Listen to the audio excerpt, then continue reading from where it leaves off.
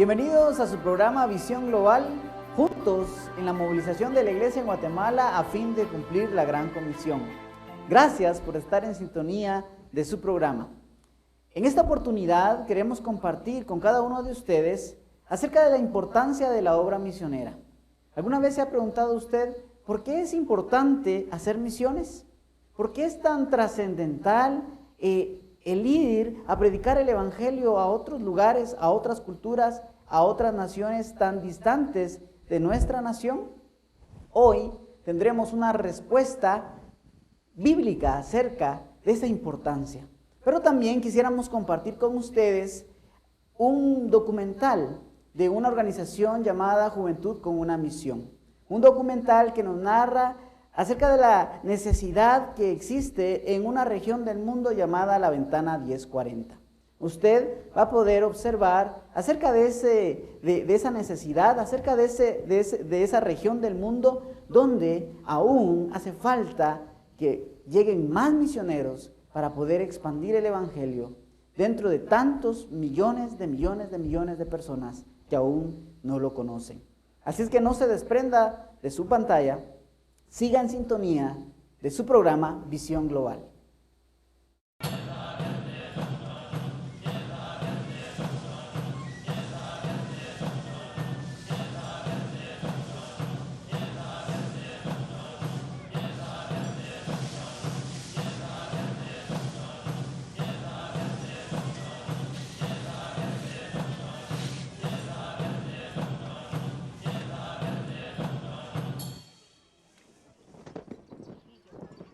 En el corazón de Asia existe un lugar conocido como el techo del mundo.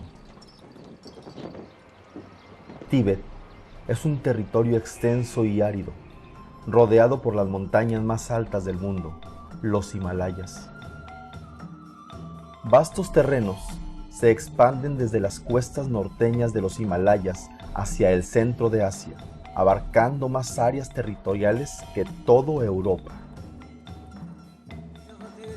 Dentro de ese enorme terreno, solo hay 6 millones de tibetanos genuinos. Muchos de ellos aún viven como nómadas. Tradicionalmente, los tibetanos siguen rigurosamente los dictámenes del budismo, mezclado con la religión de 2000 años de antigüedad llamada Bon. Banderas de oraciones ondean, mientras las ruedas de súplicas giran sin fin, con la esperanza en el nirvana. Tíbet es un místico y religioso lugar con cuartos oscuros y velas. Desde hace muchos años, los tibetanos han vivido en una sociedad cerrada al resto del mundo, pero en años recientes, las puertas se han abierto para mostrar al mundo su cultura tan escondida.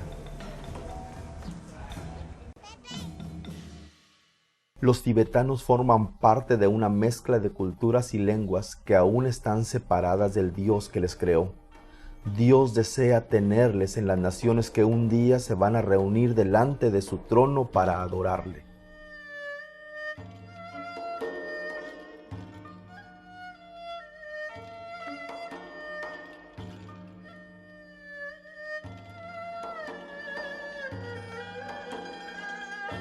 El núcleo más grande de la gente no alcanzada por el cristianismo en nuestro mundo vive en un espacio rectangular, en forma de ventana, frecuentemente llamado la Ventana 1040.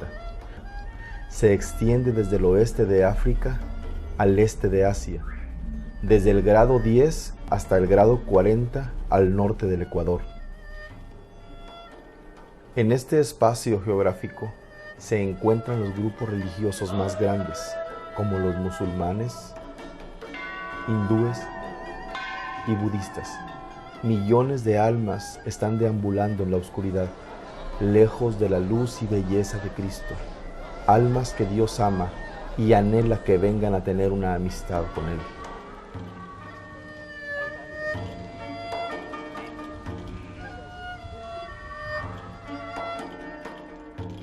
Porque no envió Dios a su Hijo al mundo para condenar al mundo, sino para que el mundo sea salvo por Él. La ventana 1040 expresa varias consideraciones importantes que nos demandan orar y apoyar este lugar. El 95% de los grupos no alcanzados están en la ventana 1040. Mucha gente vive y muere sin la oportunidad de conocer a Jesucristo. El 82% de la gente más pobre del mundo están ahí. De los 3.500 millones de personas que viven dentro de esta ventana, casi el 70% de ellas tienen menos de 35 años. La mayoría de las religiones que no son cristianas, como el Islam, el budismo y el hinduismo, tienen su sede en esta región. El diablo ha descendido a vosotros con gran ira, sabiendo que tiene poco tiempo. La ventana 1040 representa la más grande oportunidad para las misiones en la historia. Es un campo de cosecha enorme. También es un campo de cosecha que responde, donde el nivel de conversiones al cristianismo es mayor al de muchas otras partes del mundo. El trabajo misionero está encontrando una apertura al evangelio sorprendente entre los hindúes, budistas, animistas, tribales y aún entre los musulmanes. Cada día nacen historias del reino de Dios entrando en áreas que han sido cautivas por el reino de las tinieblas por siglos.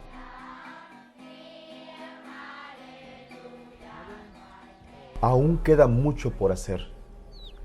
Más de 2.000 millones de personas no tienen forma de escuchar las buenas nuevas de Jesucristo. No existe una iglesia a la que puedan ir y no tienen un ejemplo cristiano a seguir en su propia cultura. Ni tienen programas de radio y televisión cristianas al alcance. Estas son las fronteras finales en la batalla a la que Cristo nos comisionó y ungió para completar la tarea.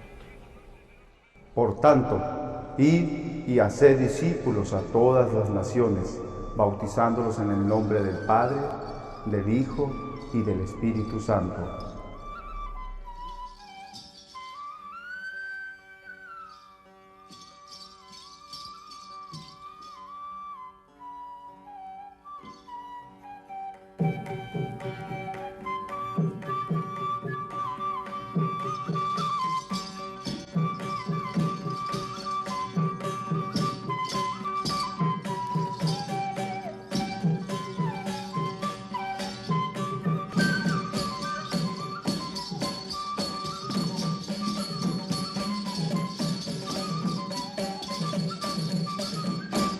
A pesar de las enormes oportunidades y necesidades de la ventana 1040, el 90% de los predicadores del mundo ministran solo en el 10% de la población mundial.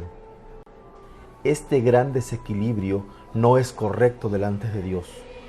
Será justo que hay quienes escuchan el Evangelio tantas ocasiones y no responden, mientras que existen tantos que nunca ni lo han escuchado una sola vez.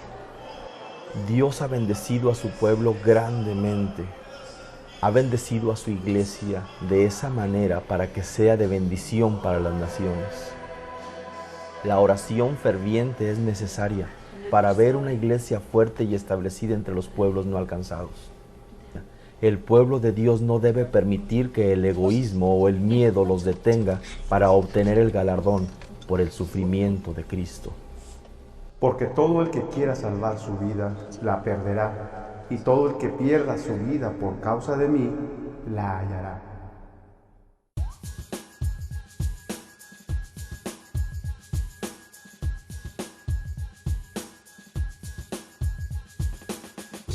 Existen miles de grupos étnicos no alcanzados que están esperando la revelación de Jesucristo. Los misioneros han identificado aproximadamente 24.000 grupos étnicos, de los cuales 6.000 todavía son considerados no alcanzados.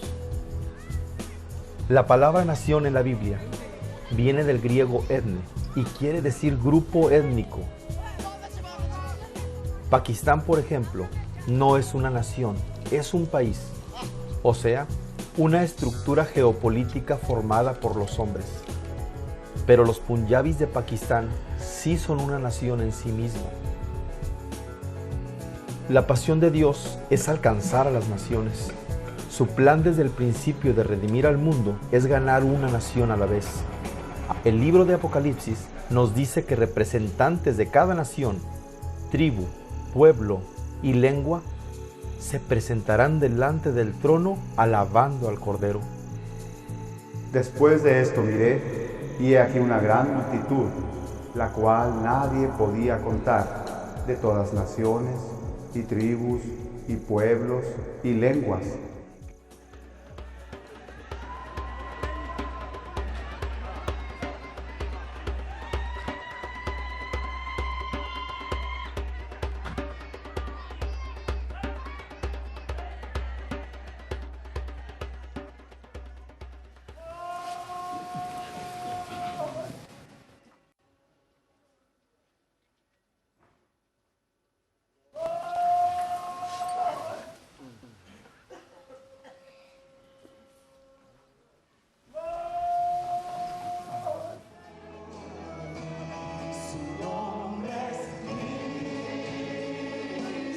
Dios desea que la gente de todas las nacionalidades y lenguas puedan conocerle y adorarle por lo que Él es. La adoración es el verdadero propósito del trabajo misionero. Entre más personas participen en la evangelización mundial, vamos a apresurar su venida y gente de todos los pueblos se reunirán para adorar al único y verdadero Dios.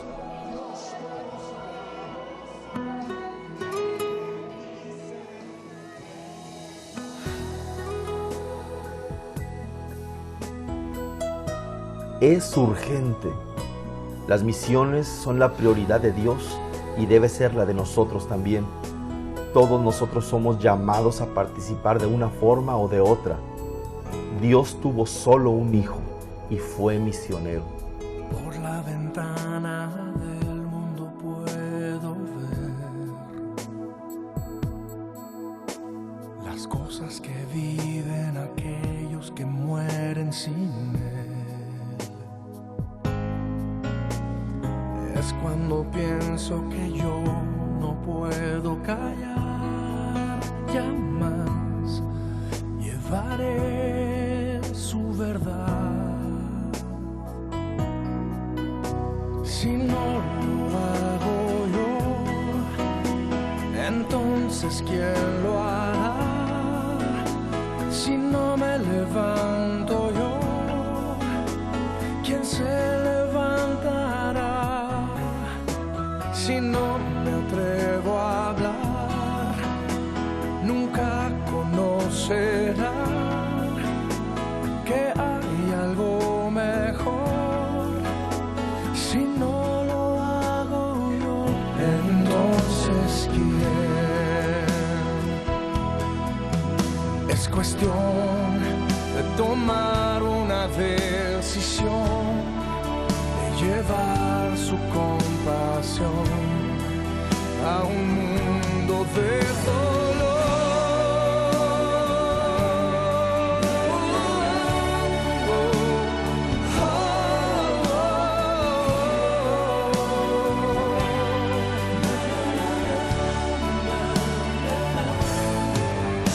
Si no lo hago yo, entonces ¿quién lo hará?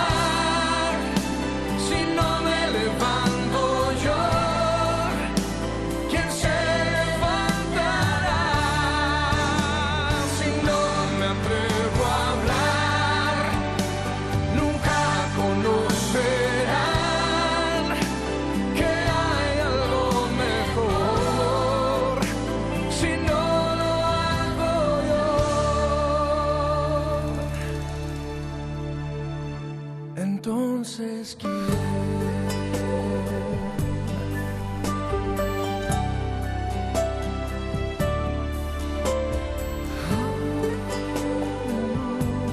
Y será predicado este evangelio del reino en todo el mundo, para testimonio a todas las naciones, y entonces vendrá el fin.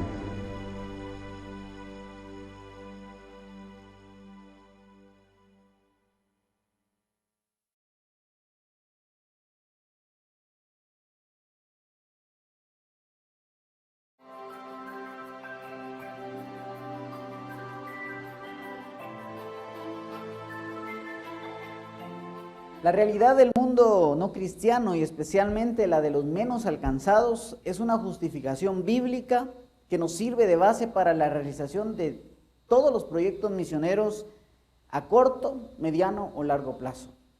Las misiones son sumamente importantes para aquellos que aún no han creído en Jesucristo.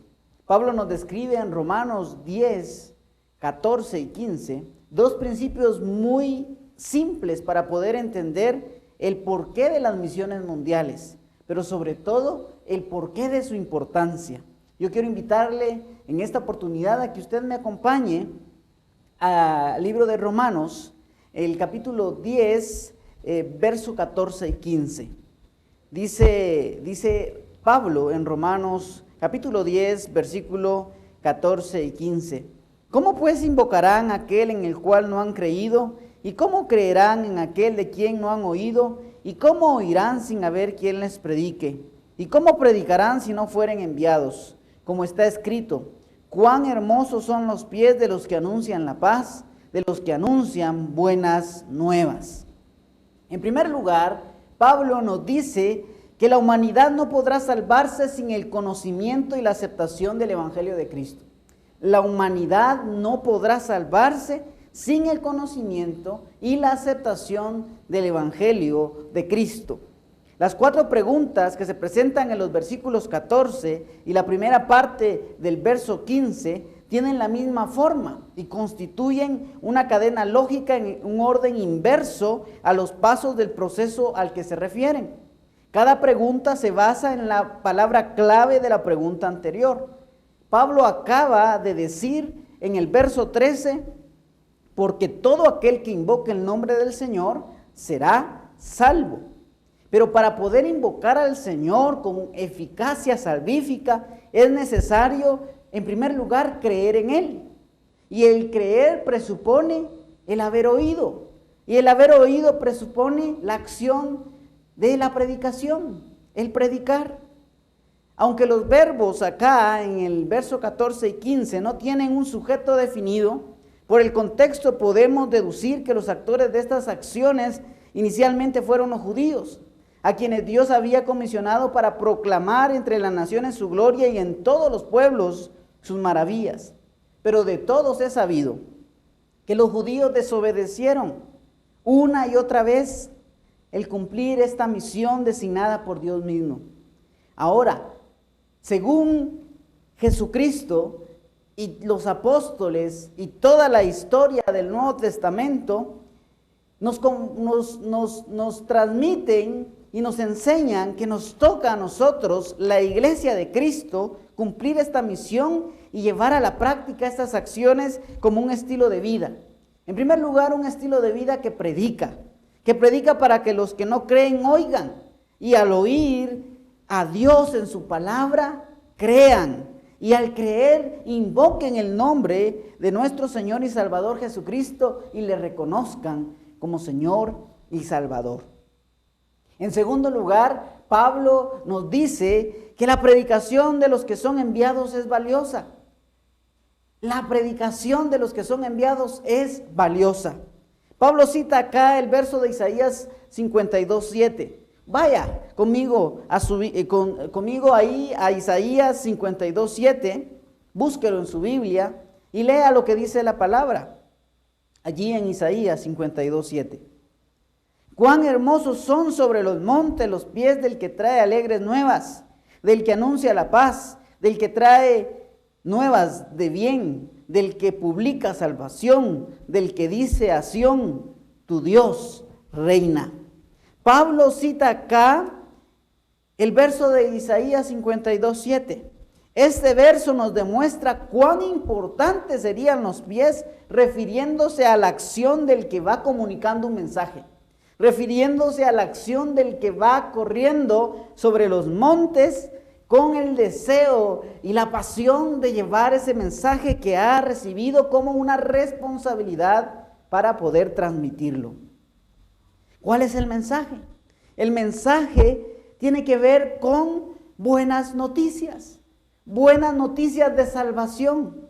Las noticias que aplicadas a la humanidad perdida tienen un contenido que se define en 2 puntos. El primer punto es la paz. La paz. La paz que implica la liberación de la esclavitud. La llegada de un tiempo de una libertad anhelada. Miles de millones de personas están viviendo bajo el yugo de esclavitud del pecado. Miles de millones de personas, como usted lo pudo observar en el documental que acabamos de ver, viven sometidas a un sistema totalmente equivocado. Viven sometidas a la voluntad del enemigo. Viven cegadas por la ausencia del mensaje de buenas nuevas. Por la ausencia del evangelio en su cultura, en su vida. En primer lugar, entonces, el mensaje tiene que ver con un mensaje que trae paz. En segundo lugar, la llegada del rey y el inicio del final de la restauración de ese reino de justicia. La llegada del rey. Sin lugar a dudas, aquellos que recibieron a Jesús a través de la predicación de estos hermanos que han sido enviados, que fueron enviados en el pasado, les han recordado como nadie más los recordará en toda su vida. Nos recordarán como mensajeros de paz y de la esperanza de salvación. ¿Recuerda usted a la persona que le compartió el evangelio? ¿Recuerda usted a la persona que le guió en ese proceso de reconocer a Jesús como Señor y Salvador? ¿Recuerda usted ese momento trascendental en la historia de su vida en el cual usted decidió abrir la puerta de su corazón y decirle a Jesús: entra a mi corazón, te confieso como Señor y Salvador? ¿Recuerda usted ese momento tan importante? Pero aún más, ¿recuerda usted esa persona o esas personas que provocaron que usted estuviese allí en ese momento y que dieron apasionadamente un granito de arena, un esfuerzo, hicieron algo en pro de la salvación suya, de su familia y de muchos que le rodean? Yo creo que usted lo recuerda, así como yo recuerdo a la persona que me compartió el evangelio. Recuerdo a todas estas personas que me ayudaron a entender cuál era la verdad y por qué yo debía aceptar a Jesús como Señor y Salvador. Hermanos, recordemos esto. Nuestro esfuerzo vale la pena. Nuestro esfuerzo en la obra misionera vale la pena, porque la palabra de Dios dice: cuán hermosos son los pies de los que anuncian la paz, de los que anuncian buenas nuevas. Los que oraron, los que ofrendan, los que van, deben de recordar y deben de mantener firme que la predicación de los que son enviados es y seguirá siendo valiosa e imprescindible para la salvación de los aún no alcanzados. Sí, mis estimados amigos, la predicación de los que son enviados es y seguirá siendo valiosa e imprescindible para salvación de los no alcanzados. Las misiones son una herramienta valiosa, siempre y cuando los que van obedezcan a dirección del Espíritu Santo. Siempre que los que oran permanezcan clamando a Dios por aquellos que fueron y por aquellos que van a creer.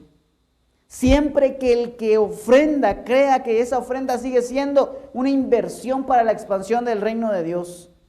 Una inversión para la glorificación del nombre de nuestro Señor y Salvador Jesucristo.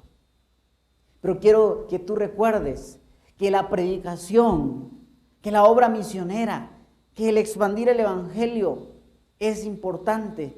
No tanto para la persona que va, no tanto para la persona que está llevando el mensaje, sino es sumamente importante para las personas que reciben el mensaje. Es importante para las personas que, no conociendo a Dios, a través del mensaje de ese misionero, de esa misionera, de esa familia que ha sido enviada a otro país, a una región donde aún no se ha predicado la palabra, reciben el mensaje y con alegría aceptan a Jesucristo y reciben el gozo de la salvación eterna.